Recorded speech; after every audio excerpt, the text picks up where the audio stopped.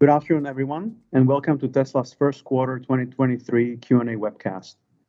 My name is Martin Viecha, VP of Investor Relations, and I'm joined today by Elon Musk, Zachary Kirkhorn, and a number of other executives.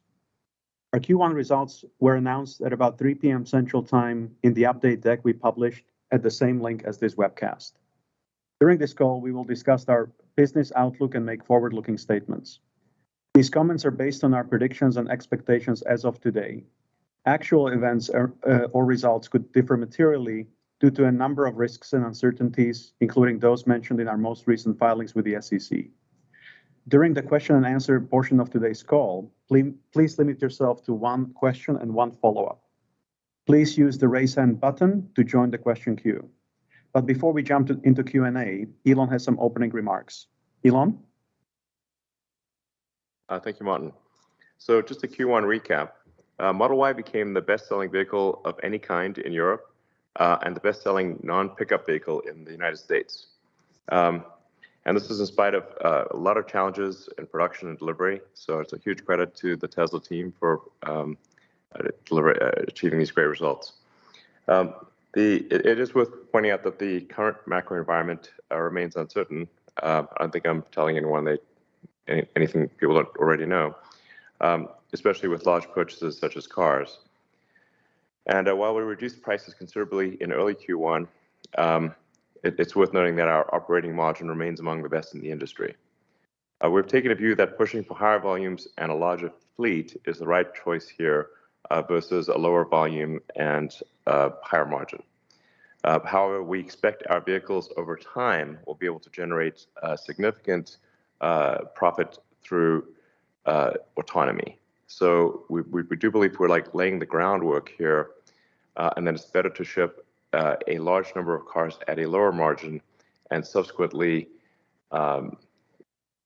harvest that margin in the future as we perfect autonomy. This is an extremely important point. Let's see, regarding the Cybertruck, we continue to build alpha versions of the Cybertruck on our pilot line for testing purposes. It's a great product, and we're completing the installation of the volume production line at Giga Texas, and we're anticipating having a delivery event, a great delivery event, probably in Q3. As with all new products, it'll follow an S curve of so production starts out slow and then accelerates. So the Cybertruck is no different. So there's a tremendous amount of demand for the product, obviously. And it is, in my view, a fantastic product, a Hall of Famer. But as with all new products, it takes time to get the manufacturing line going, and this is really a very radical product. It's not made in the way that other cars are made. So let's see. With regard to Megapack, we're making great progress. Our energy storage deployment reached nearly 4 gigawatt hours in Q1. It's by far the strongest quarter ever, and this growth was achieved thanks to the ongoing ramp at our Megafactory in Lathrop, California. There's still some way to go to reach the full run rate of 40 gigawatt hours per year. And then we additionally announced the start of a new Megafactory in Shanghai. So we're as we've expected, the stationary storage growth actually will significantly exceed the vehicle growth. Regarding autopilot and full self-driving, we've now crossed over 150 million miles driven by full self-driving beta, and this number is growing exponentially. This is a data advantage that really no one else has. Those who understand AI will understand the importance of data, of training data, and how fundamental that is to achieving an incredible outcome. So, we're also very focused on improving our neural net training capabilities, as is one of the main limiting factors of achieving full autonomy. So we're continuing to simultaneously make significant purchases of NVIDIA GPUs, and also putting a lot of effort into Dojo, which we believe has the potential for an order of magnitude improvement in the cost of training. And Dojo also has the potential to become a sellable service that we would offer to other companies in the same way that Amazon Web Services, offers web services, even though it started out as a bookstore. So I really think that the Dojo potential is very significant. In conclusion, we're taking a view that we want to keep making and selling as many cars as we can. Despite this being an uncertain macro environment, this is a good time to increase our lead further, and we'll continue to invest in growth as fast as possible. Once again, I'd like to give a huge thanks to all Tesla employees worldwide for doing an incredible job again, and super appreciated. Thank you very much. And Zach has some remarks as well. Yeah, thanks, Martin. I want to start by congratulating the Tesla team for record vehicle production and deliveries. And I also want to congratulate our energy storage team for record volumes as well. There's three main points I want to make. First, automotive gross margin and operating margin reduced sequentially, but as Elon mentioned, these remain at healthy levels. In particular, automotive gross margin was impacted by a few factors since our discussion on the last earnings call, which include additional action taken in the second half of the quarter to improve vehicle pricing, and one-time items, most notably warranty adjustments on older S and X vehicles, as well as increased deferred revenue for certain autopilot features as we transition technologies. Progress on vehicle cost reduction continued in Q1 with meaningful improvements on logistics and the beginnings of some commodity cost reductions starting to be realized. Per unit costs for Austin and Berlin improved as well, driven by record volumes. However, these factories still provide a margin headwind and will likely continue to do so until after we reach and stabilize at our intended volumes. Note that Q1 was our third quarter in our multi-quarter plan to move to a more regionally balanced mix of build and deliveries. As I've mentioned previously, this results in lower deliveries than production within a quarter due to a higher volume of cars in transit at the end of the quarter, and has an associated impact on quarter-ending free cash flows. This was particularly prevalent in Q1 for S and X as we begin exporting cars for international deliveries. Second, our storage business is starting to take shape, and this is exciting to see after many years of investment and focus. This business is growing as a percentage of the company's revenue and reached its highest level yet in Q1, driven by an increasing rate of deliveries for our Megapack products. We are also making progress on storage profitability, generating our highest gross profit yet in the quarter. Third, I want to reiterate the philosophy by which we are operating the business this year. Our approach is to grow volumes as quickly as possible in both our vehicle and energy businesses.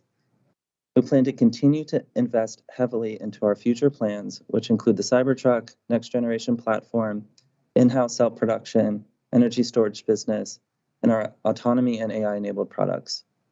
And we plan to do this while keeping the business financially healthy and industry-leading. To accomplish this, we need to remain focused on cost efficiency and working capital, and in particular, unwinding the strategic inventory buildup left over from the pandemic. I want to conclude by thanking the Tesla team again, as well as thanking our suppliers and our customers. Thank you very much. And let's go to investor questions on say.com. The first one is, what is the process to make auto pricing adjustments? What variables do you consider? How frequently do you review pricing?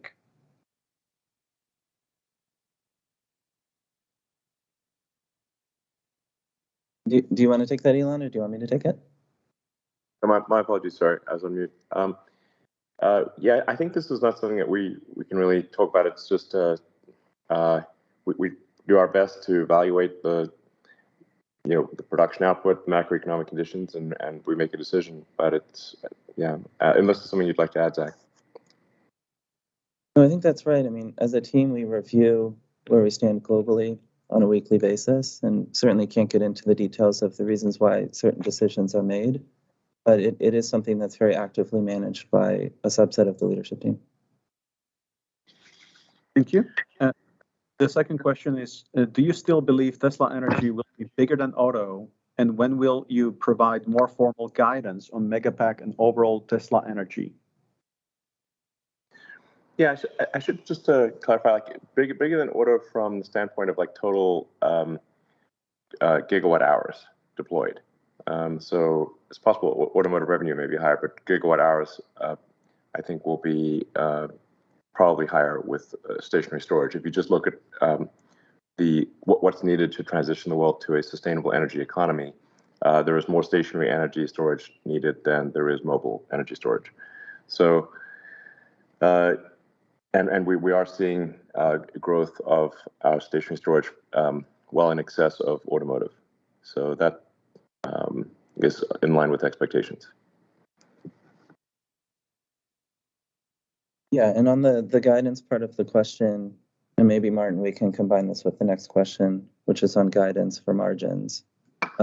Just have a single comment there. You know, I think we will get to the point where we as a company provide guidance on the storage business. I say storage is a combination of both the Megapack business and the Powerwall business. Relative to total revenues of the company, it's still fairly small. And the business has a lot of volatility currently, both in terms of volumes as well as financials, just given the small volumes and kind of diversification of the customer pool there. But as this business grows and smooths out, I don't think we're that far away from it. You know, I think including these volumes on our day 2 production and deliveries release is something that we'll start doing.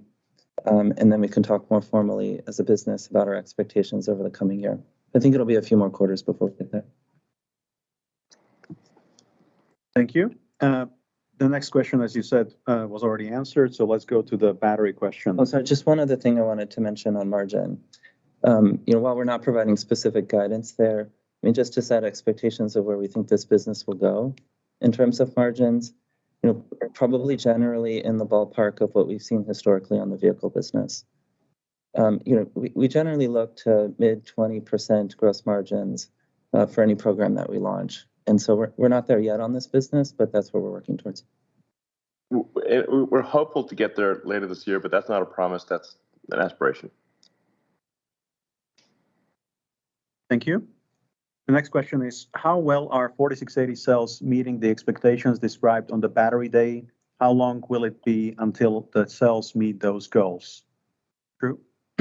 Yeah, so on Battery Day, we established a cost down roadmap through 2026 across 5 areas of effort. There was the cell design we discussed, anode and cathode materials, the structural pack concept, and the cell factory itself. And we've been making progress across all of these aspects since then. For the cell factory, the Texas 4680 factory, we are partway through building and commissioning and installing and operating. Will be 70% lower capex per gigawatt hour than typical cell factories when fully ramped, in line with what we described on Battery Day. And we're continuing to further pursue densification and investment reduction opportunities in future factory buildouts like in Nevada. On the cell design, we're in production with not only the first generation tablet cell we unveiled on Battery Day, but a second, more manufacturable version in Texas today. On the cathode material side, we have a number of activities underway per the Battery Day roadmap. For lithium, our Corpus Christi lithium refinery breaks ground this May. Our goal is to start commissioning portions of the facility before the end of the year. The refinery uses the sulfate-free spodumene refining process with reduced process costs, no acid or caustic reagents, lower embodied energy, and actually produces a beneficial byproduct that can be repurposed in construction materials. We discussed all of these concepts on Battery Day. Same with cathode precursor. We've successfully demonstrated a lower process cost, zero wastewater precursor process that we described on Battery Day at both lab and pilot scale, and are in the detailed design phase for incorporating this technology into the front end of our Austin cathode facility. On cathode production, we are 50% equipment and 75% utilities installed at our new cathode building in Austin, with our goal to begin dry and wet commissioning this quarter and next quarter, with a target to produce first material before the end of the year. Structural pack, we saw big improvements with pack manufacturing with the 4680 cell and the structural pack concept, 50% lower capex and 66% smaller factory for the same output in gigawatt hours per year. we do believe structural as a concept is a good one. It's simpler. We'll continue to structurally load the cells and use the pack as the floor of the vehicle while iterating the design to closer to B-level execution of this A-level architecture in future programs. And zooming out for the 4680 team, Q1 was all about cost and quality. We made significant improvements in both areas. In Texas, production increased 50% quarter over quarter. Through yields increased 12%, and Cato peak rate increased by 20%, and through yields improved by 20%. Altogether, the team accomplished a 25% reduction in COGS over the quarter, and we are on track to achieve steady state cost targets over the next 12 months. And going forward for the rest of the year, the priority one is yielding cost for the 4680 program as we steadily ramp production ahead of Cybertruck next year.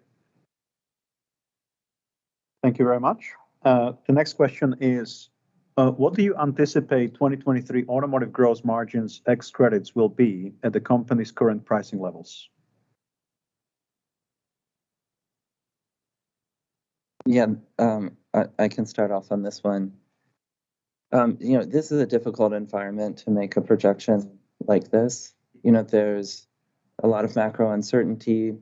There's also headwinds and tailwinds. And, this is basically a question I think that's asking about our viewpoint on where costs will go. And within costs, there's a set of costs in which we do control, a set of costs in which we're kind of subject to what's going on in the macro world. Within the bucket of things we control, the most of the cost down that we're working on is around ramping our Austin factory, stabilizing that, and then doing the cost optimization work once we get to our intended volumes there. And a part of the cost journey in the Austin factory is, as Drew mentioned, the 4680 cell, which is an input into our Austin COGS. And so, as the 4680 program improves over the course of the year on cost, as Drew mentioned, and then the non-cell portion of the factory improves, we see a pretty good trajectory in the Austin facility. But a similar story exists in the Berlin factory. It does not have 4680 as an input, but for that factory, the journey to complete localization is still ongoing. And so over the course of this year, as volume increases, more localization occurs, we do see a good path to cost reduction in the Berlin factory as well. In existing factories too, we talk about this on every call, so I don't need to rehash it, but the expectation is that every existing factory improves all of their key metrics, and we continue to see the progress there. There's also a handful of other costs in which we have influence, but the philosophy here is that we're aggressively going across every cost bucket that we can. Within the world that we don't control, the two major costs there being logistics, which fortunately is moving in our favor. And I think our supply chain team has done a great job both on logistics optimization and taking advantage of reduced spot rates where they can. So thank you to our supply chain team. And then there's the commodities world, which has been a huge pain point in our cost structure over the last, say, 2 years or so. And we're still kind of at the maximum of pain for commodities in our cost structure.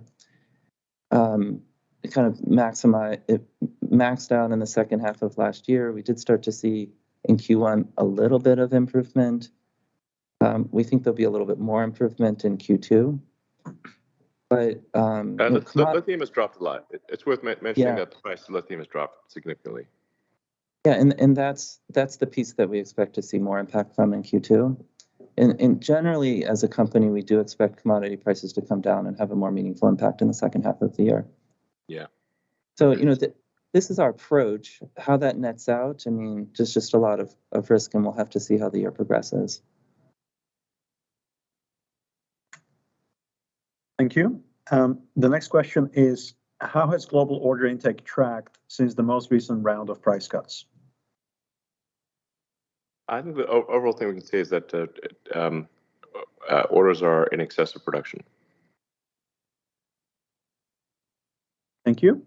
And maybe the last question from investors, can you give updated specs and pricing for Cybertruck and any new features that will make it to production? Well, I think we'll save that for the Cybertruck handover, which will hopefully be around the end of Q3 this year. And one thing I am confident of saying is that it's an incredible product. It's a Hall of Famer, I think. And a product like this only comes along once in a long while. So people will not be disappointed at all. It's amazing. Great, thank you very much. And let's go to analyst questions. We'll start with Alex Potter from Piper Sandler. Alex, go ahead and unmute. Can you hear me? Yep. Yes. Okay, perfect. So first question was on Lathrop. Obviously, it's great to see the growth there. Just wondering when you think that facility might be closer to full utilization. Are you just sort of deliberately working your way up the S-curve there?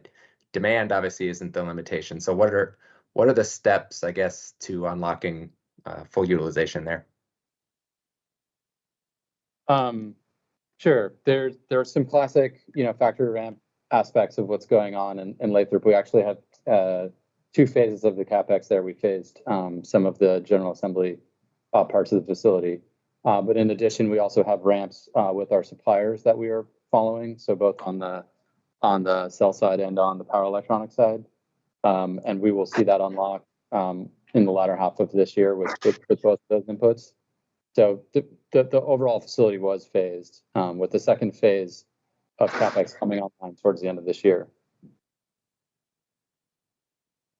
Okay, great. And then I guess my second question is on your ability to serve other markets out of Shanghai. Obviously, the facility in Berlin should be opening up your ability to, I guess, allocate more vehicles to Southeast Asia, Australia, other areas. I'm just wondering what other regions you think you're maybe not yet serving effectively. What are your timelines for addressing some of those gaps in your regional exposure? Thanks. Yeah, that's a good question, because there are still many parts of the world that we do not yet serve, with respect to vehicles especially. So we do expect to open up new markets around the world. And while those markets are not necessarily individually gigantic, they do add up to, if you add up a whole bunch of markets, they do collectively sum up to something significant. So it's high time that Tesla offered its cars to the rest of the world, and that is something that we intend to do. Okay, thank you very much.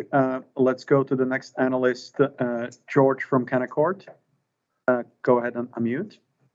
Hi, thanks for taking my question. I was wondering first if you could discuss your FSD take rates and whether you've seen any significant positive or negative change there. And also, given that you've reduced the prices for your vehicles, do you think you need to do that for FSD as well?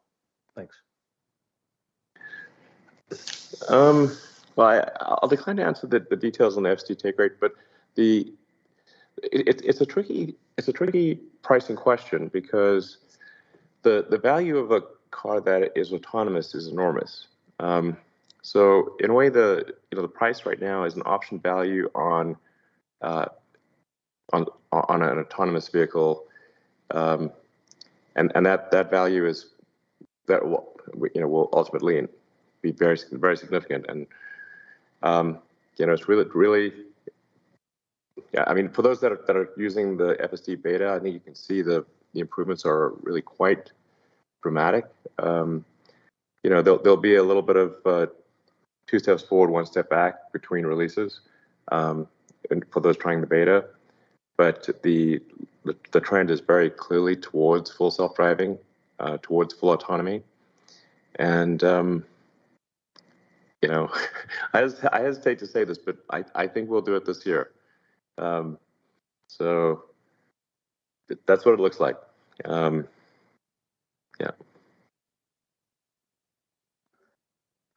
Thank you. Maybe on the dramatic change we've seen in EV-related commodity prices, do you think that's a reflection of any recent overcapacity in mining and refining, or is that sort of a coincident indicator on global EV demand? And how do you expect those prices to kind of track over the next several quarters? Thank you. Man, I wish I had a crystal ball to answer your question. I don't know if we can provide a question that would with that would have any value really. I think we're in uncertain times, and if somebody's got a crystal ball they can lend me, I'd really like to borrow it. But these are uncertain times.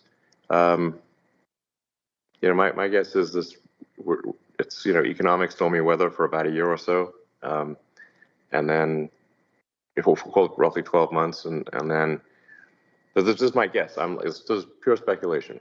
Stormy weather for about 12 months, and then provided there are no major geopolitical wild cards that show up,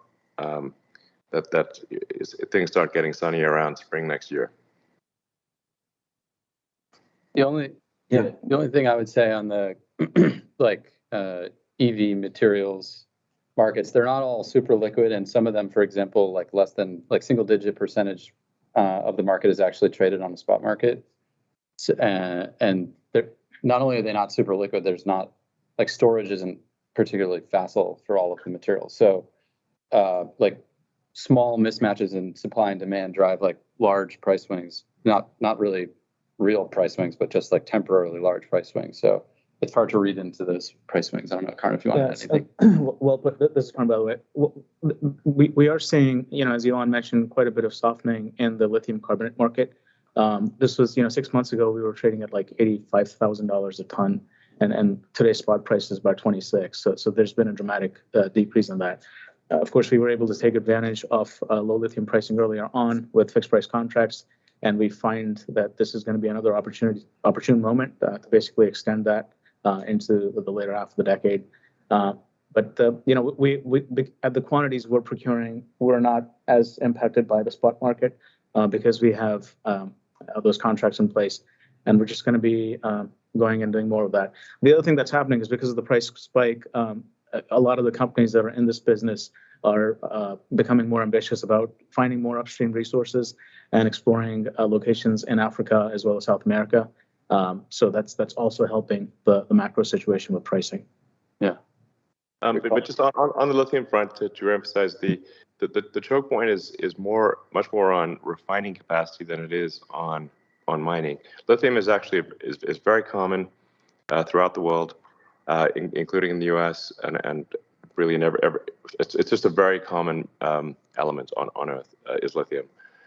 So it's much more a question of where's the refining capacity, and can the refining capacity keep up? That's really what matters more than where is the lithium ore. It's everywhere basically. I think that same question also extends to refining of the cathode, and to some degree refining of the anode. And this is why we've at Tesla we're building our lithium refinery capability at Corpus Christi, and our cathode refinery outside Austin. It's worth noting. I hope other companies do the same thing.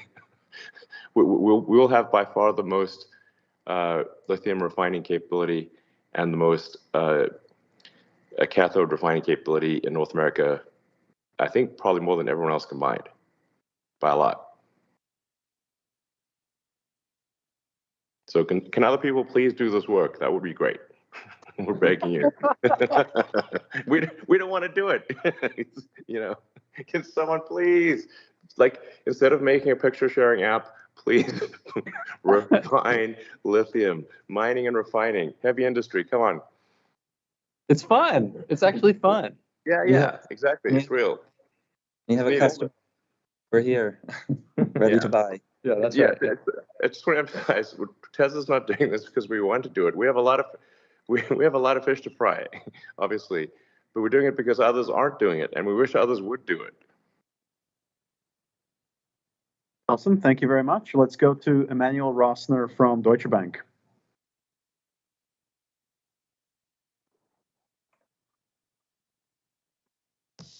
Hey, Emmanuel, can you hear me? Yeah, we can. Yep. Perfect. Thank you so much for taking my question.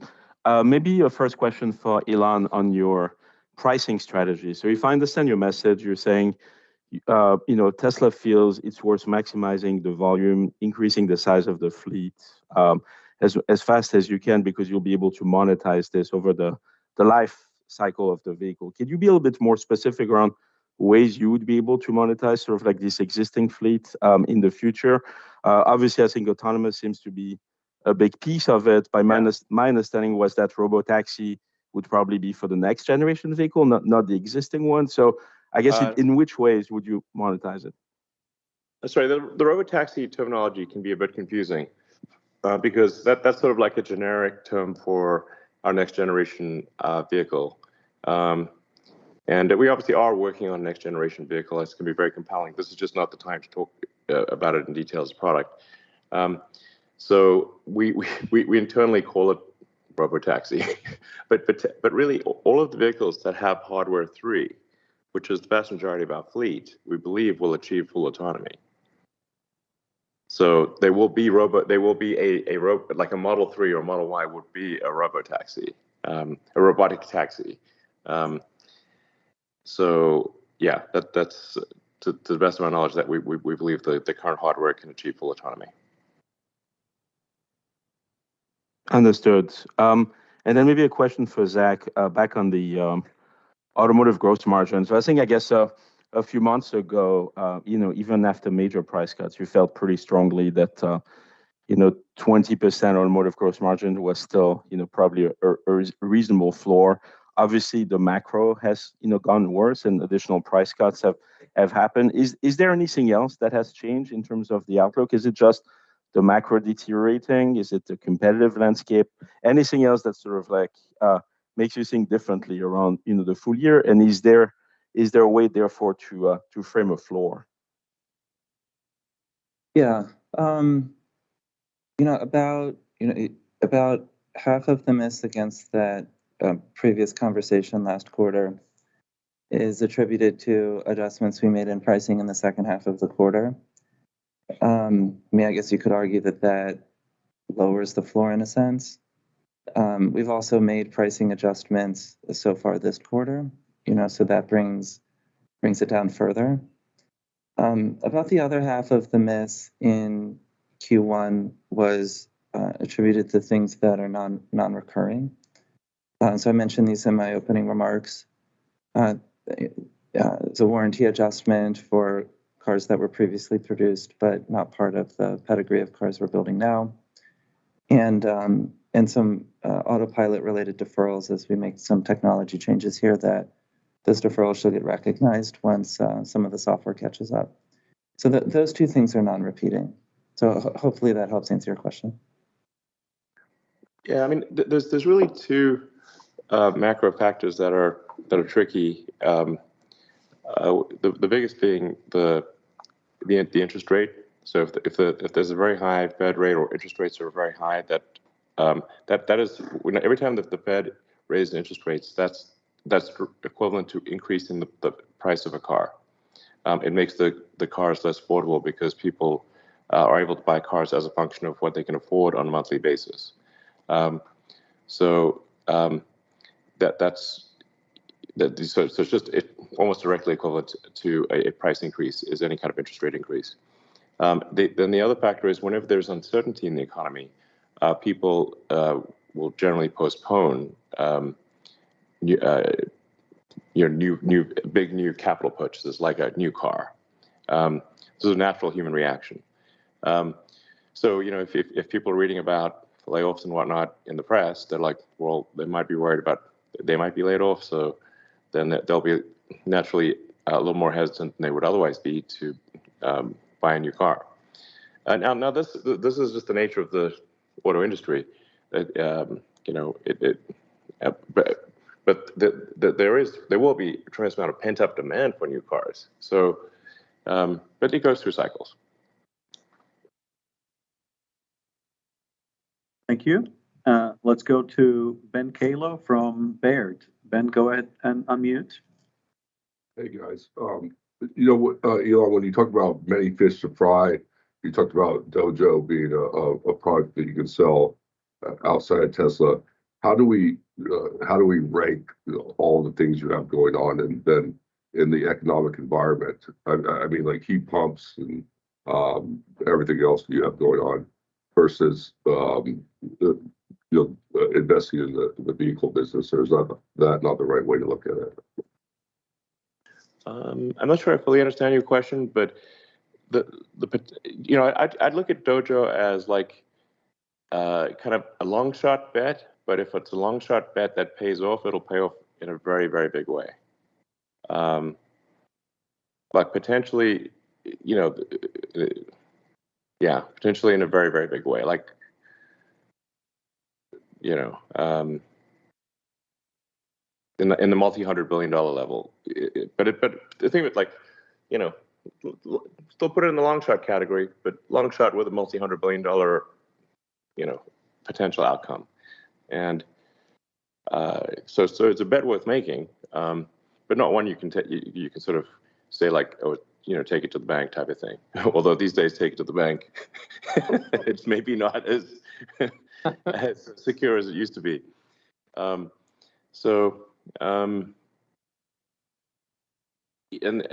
obviously we're big believers in heat pumps, and that is on our list that, over time is to do a really good heat pump for homes and, commercial offices and stuff. And we have the technology; it's really good. But it's a back burner item. Our focus is very much on vehicles, autonomy, stationary storage, basically solving sustainable energy and solving autonomy, which would be like I said, solving autonomy. If we're able to have a fleet of several million vehicles that, with a software update, can be potentially worth several times their original value, that will be, if that happens, that will be and I think it will happen. That'll be the biggest asset value increase in history, I think. Thank you. Just on pricing, a lot of pundits talk about pie and losing share or gaining share, but how do you guys look at pricing versus EVs or ICE vehicles, or does that not come into the equation? Sorry to ask about pricing again. Thank you. No, it's really just like, every day we get a daily real-time update of how many cars were ordered yesterday, how many cars were produced yesterday. We must have, if there's a company that's got more real-time data than Tesla, I'm not sure there's any company on earth that has better real-time data than Tesla, except maybe SpaceX, Starlink.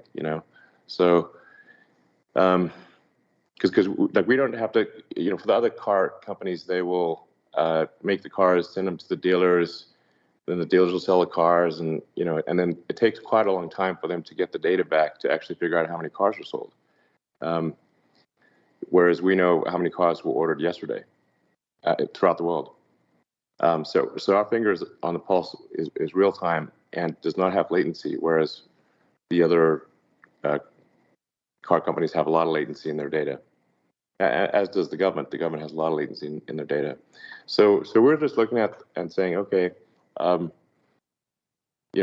does it take to achieve a clearing price for our vehicle production? And then we make a pricing change and we see what happens immediately, and adjust course. So we're adjusting course, and we're thinking about it literally every day, 7 days a week. Every 7 days a week, I look at that email, and so does the rest of the team.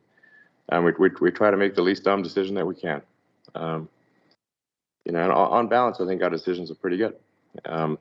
Sometimes they'll be, dumb, but on average, they're, I think, better than the rest of industry. But just to add on the question about EV market share or ICE, this comes up a lot. I think a lot of the public debate is around this concept of EV market share. We don't look at it that way. I mean, we look at it as market share of cars. It's the car market, not the EV market. And actually, the mission of the company requires internal combustion engine cars to be switched over to electric vehicles. So that's what we pay attention to. Yeah, I've said that last time too. You guys got to stop looking at it as the EV BEV market. It's how many cars are we selling? Just start looking at it that way. All cars will be EVs. It's it's gonna. I've said this for a long time. We'll look back. I don't know. Assuming civilization's still around in 20 years, we'll look back on internal combustion engine vehicles the same way we look back on external combustion engine vehicles, which like a steam engine. A steam engine is an external combustion engine vehicle, and there's still a few around. They're kind of quirky and kind of cool collector's items. That's how gasoline cars will be in the future. Thank you. Let's go to Colin Rush from Oppenheimer. Colin, go ahead and unmute, please. Thanks so much, guys. Can you talk a little bit about how much of the actual cost structure is variable, on these vehicles, and if you could give us a range on plus or minus the lithium cost within those contracted volumes that you're seeing? Well, I think you have to. Again, we'd really love to have a crystal ball here, but we don't have it. Depending on what time scale you're looking at, most of the car is variable. So most of the car cost is variable. So, and probably, if I were to guess, I think we will see improved costs from suppliers. Yeah, I think we will. Yeah. That is our expectation. Yep, and we're already starting to see that. Elon, I think you had mentioned before we anticipated a crash in the lithium prices, and some of that has flowed through by way of lithium carbonate reductions into battery cost. And the same thing will happen with lithium hydroxide. The length of the supply chain matters also, because what we're talking about is very far upstream. So by the time it makes it into the battery that ends up in a car, it'll be several months. But beyond just the commodity pricing, as Zach mentioned earlier, we're also very focused on other metrics that make production very efficient. So, for example, detention and demurrage, air expedites. I think our air expedites are down 90%. Detention and demurrage is down 93% from the peaks. That can be hundreds of thousands of dollars per vehicle. So we're sort of attacking all vectors and becoming very efficient. Okay, and then my follow-up is really around stationary storage demand on the utility scale. I mean, obviously there's a gigantic queue for interconnection in the U.S. And can you talk about the volume of quotation you're seeing at this point around stationary storage for that renewables queue on a global basis, and how much of that is converting into actual sales? Drew, you want to take that? I mean, I don't. That's also not exactly how we look at it, really. We're not we're not engaged in the interconnection queue. Like, we're focused on ramping Megapack as quickly and efficiently as we can, and we have visibility into the pipelines of a variety of different renewable energy and just pure stationary storage developers, and we also develop our own projects. And we're mostly just we're being selective and trying to pick the projects that best fit our mission and our objectives. Yeah, this is not a product call, but we'll have something. I mean, we're making improvements on many fronts, including Megapack. So I think some of those improvements will improve the speed at which you can connect the Megapacks to the grid. Thank you. The next question is from Mark Delaney from Goldman Sachs. Yes, good afternoon. Thank you for taking the question. Do you still see 2 million units as an upside case for volume this year? And is the gating factor for reaching 1.8 million or 2 million units in 2023 still supply chain, as was mentioned on your last conference call, or is it more about demand at this point? Well, if you have a crystal ball, you can lend me back to the crystal ball situation. These are volatile times. From a production standpoint, if things go well, we've got a shot at 2 million vehicles this year. But that is the upside case. And we feel comfortable with 1.8. And we'll have to see how this year unfolds. That's helpful. Thanks. And then the company had spoken at the Investor Day and some of the past conference calls about opening up its vehicle charging network. Can you speak to some of the feedback you've been getting from both Tesla owners and non-Tesla owners, and how the ramp of the charging network may progress from here? Thanks. Drew, you want to take that? Yeah. So as you may have seen, we opened our first V4 post in Europe and our Magic Dock post in North America in Q1, and that is indicative of the direction we're heading with universal compatibility for all vehicles of no matter where the charge port is, et cetera, in all major markets, and we're going to continue to roll out those sort of improved offerings as we build new stations.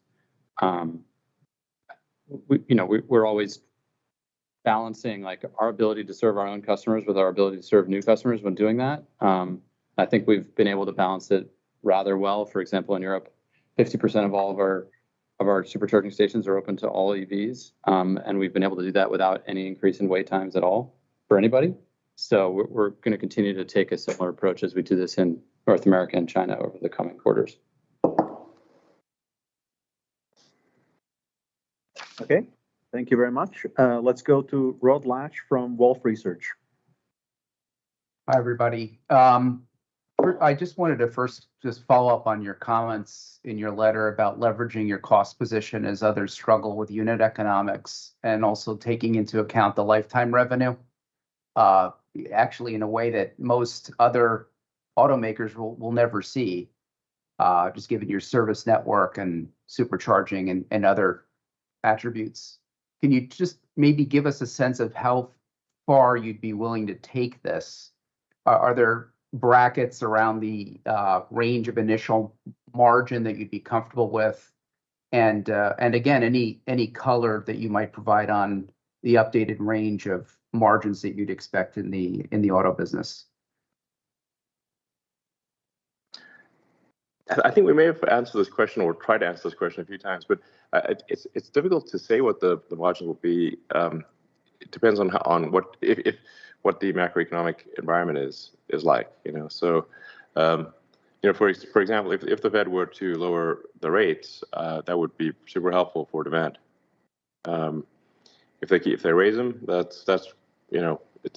just raises the interest cost that buyers have to pay to buy a car, so it reduces affordability and therefore reduces demand. So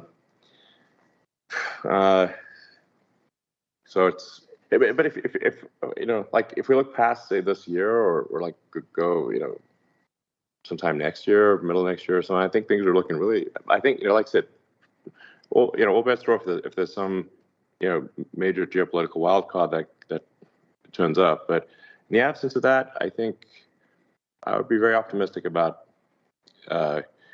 middle of next year, end of next year. Yeah, and just to add to Elon's comments, just two other points. What's really important for us this year, in addition to just managing the day-to-day of the business, but is also investing in, as Elon mentions, what 2024 and 2025 will look like. And so, using the cash generated from the sale of products today and reinvesting that, this is very important for us. I think that what happens to margins over the next couple of quarters only matters in the context of what that means for our ability to reinvest into 2024 and 2025. And we have a lot of space before that becomes something that we have to revisit our investment plans. And so, we're planning to keep the business healthy.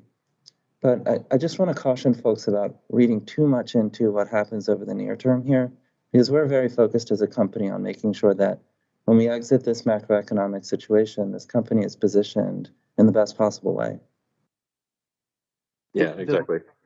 Just to elaborate on that point, though, the revenue, the long-term lifetime revenue that you're targeting from each vehicle is massive.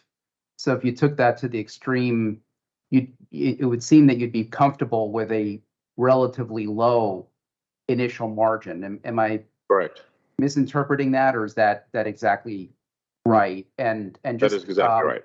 Okay. And The normally in a recession, when consumers feel less financially secure, actually price elasticity deteriorates.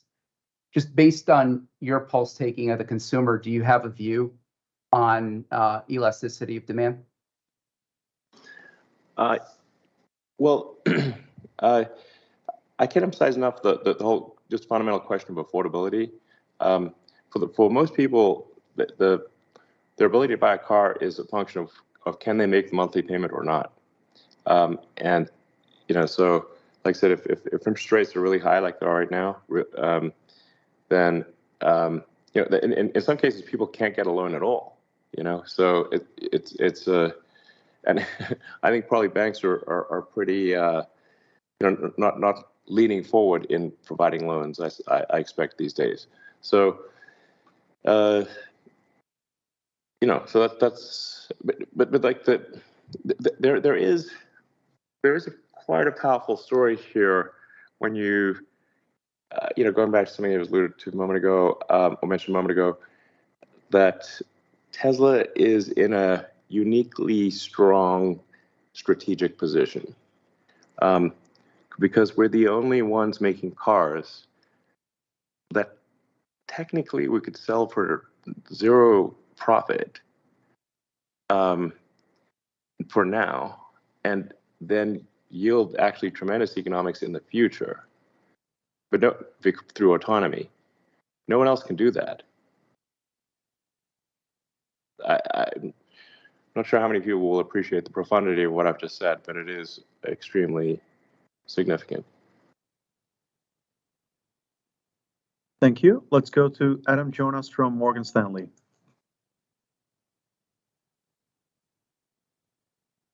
Hi, everybody. So first, Elon, good luck with tomorrow's launch at Boca Chica. Break a leg. We definitely can't have too much luck in the rocket business, that's for sure.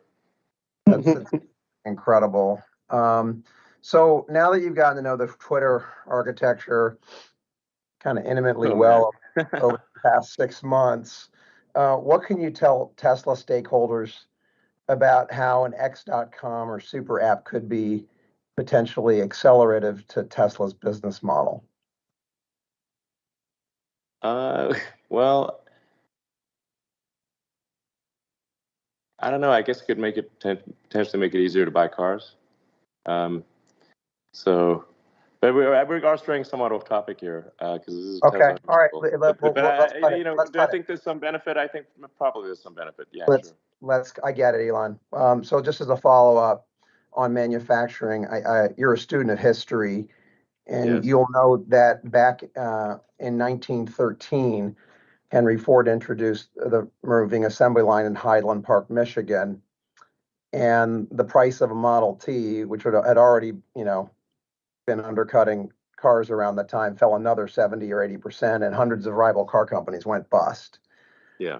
I'm wondering if history is repeating itself here, Elon, and that the recent pattern of cuts with you is way ahead of the cost curve compared to competition, or is this? It seems like it's a calculated strategy, not just in reaction to competition or changing supply demand in the market, but could we catalyze some Darwinian forces in the EV market? Well, I mean, we're not trying to say take pricing actions in order to be deliberately undermine competitors or anything like that. We really don't think about competitors that much. We just look at, do people like our cars? How can we make the product better? Can they afford our cars? The sort of the things like improving service and whatnot. But like I said, we do have this unique strategic advantage that we're making a car that if autonomy pans out, and we think it will, where that asset is actually will be worth a hell of a lot more in the future than it is now. So it is technically possible to sell it at zero profit, but still have the net present value of future cash flows associated with that asset be very significant. Yeah. And service and charging and insurance and all of these other ongoing revenue streams that other companies don't have. Yeah. Certainly, we want all EVs to succeed too. We just want to say that we're not in like some malicious attack to try to just crush everybody. Definitely not. We're like opening up superchargers. We've made our patents available for free. So it's like we're trying to be helpful here, you know. So we're not out to just destroy competitors or anything like that. We're trying to help competitors, frankly, in any way that we can. Thank you. Let's go to Dan Levi from Barclays. Hi, good evening. Thank you. First question, you're ramping supply at Austin and Berlin, so wanted to understand just how critical it is to further increase volume at those plants just to get the vertical integration benefits in the face of the sort of market with some demand questions. And just broadly, should we I mean, historically, you've been operating at the pace at which your supply allows you to produce as opposed to gauging to demand. Should we generally expect that you're going to continue to produce at your whatever the max capacity that you're allowed within your supply constraints, regardless of what the broader economic environment is, just to continue to get that volume out there? That is, yes. I mean, there could be like obviously a macro shock that is so severe that people just stop buying cars for some reason. But in the absence of that, we will continue to grow output at a rapid clip. Great, thank you. And then just on the margins associated with Austin and Berlin, you mentioned Austin and Berlin have a margin drag until you reach intended volumes. I don't know if you can disclose what those volumes are. And then maybe you could just remind us of what the margin profile of Austin and Berlin will look like versus Shanghai once you get the vertical integration benefits in place. Well, probably won't be quite as good as Shanghai. Shanghai is hard to, has a very efficient cost structures. Obviously our lowest cost structure in the world. But we do expect to be make significant improvements in Austin and Berlin, and continue to make improvements in Fremont as well. So, yeah, we've increased. This is Roshan, by the way. We increased our localization efforts, so that will then drive down our days on hand requirements. We made 10% quarter-over-quarter improvement in days on hand. So we'll continue that path as the localization improves. Okay, thank you very much. And our final question comes from Philippe Houchois from Jefferies. Yes, good evening. Thanks for taking the question. It's slightly longer term. I completely agree with your comments that we should look at Tesla in terms of auto market share, not EV market share. But I'm just wondering, as you build up the market share globally, is there a limit to the direct selling business model as you practice it? And should we think about going forward, you need to look into the agency or using importers to basically develop market share more smoothly, I guess, globally? And so, in other words, is there kind of a sell by date for the direct business model as you practice it today? It seems to be working well so far. Because we hear different feedback from customers who miss the human interaction or unhappy with the service, and I'm just wondering if you're seeing some growth pains in there that would lead you to change. You're not seeing that. Well, I mean, there are, since we're always going to have some growing pains where, at times, and it depends on which geography we're talking about, where sometimes service is behind sales, sometimes it's ahead of sales. This is, I mean, Tesla's growing, I believe, faster than any company in history that makes a large, complex manufactured object. So, these are, if you're trying to max, it's always difficult to match exponentials. But I think it is helpful to have the feedback loop with our service, because that means we feel the pain of service, and then we can adjust the design to make the car need less service. And I think that gives us the right incentive structure, because the best service is no service. The car doesn't break. And whereas if you have, say, a dealer network that is reliant upon service as a revenue, then you arguably have a misalignment of incentives where they're making money on service, but actually we want to, the best thing for the consumer is the car doesn't need servicing. So. Yeah. And on that front, if I can follow up, have you worked out, I mean, for many of your traditional competitors, a fair amount of profits for them comes from selling spare parts and servicing. And you don't have that in your profit structure. And have you worked out how much of a deficit you have compared to your peers? Yeah, actually, I mean, this one's something I could wax on about for a while, because really people didn't understand that the best short-selling argument against Tesla for the longest time was the fact that Tesla does not have an existing fleet, and that the auto industry, the reason incumbents succeed and newcomers fail, the biggest reason is that the incumbents have a large fleet, and they're able to sell new cars at close to zero margin, and then sell spare parts at a very high margin, sort of razors and blades type thing. And so the only way to actually succeed, for a newcomer to succeed, is to have a product that is so compelling that people are willing to pay a premium over the incumbent product. And in the absence of electrification and autonomy, I don't think a newcomer can succeed. Thank you very much, everyone. Unfortunately, that's all the time we have for this quarter. We'll see you again in 3 months from now. Thank you.